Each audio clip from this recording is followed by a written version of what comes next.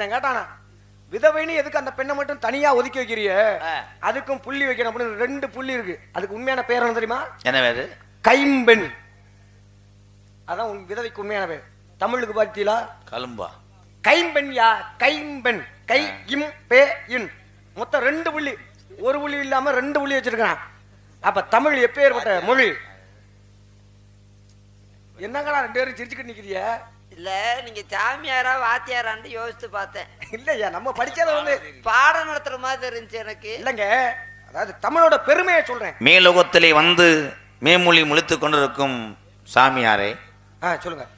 தங்களை பற்றி நன்கு அறிவோம். குறிப்பறியும் தன்மையும் குறிஞ்சி நில மக்கள் பாற்ற மக்களையும் பாற்ற மனிதர்களையும் அறியக்கூடிய தன்மையும் குறிஞ்சி நாட்டு மக்களுக்கு உண்டு. உண்டு. ஆண்டாண்டு தோறும் அழுது குழந்தவர்கள் ஆண்டாடு திருப்பது வருவதில்லை. என்னையா பேசுன நீ? எங்க வாத்தியார் சொல்லி கொடுத்த பாடம். சரி, நல்ல பேச்சுதான்.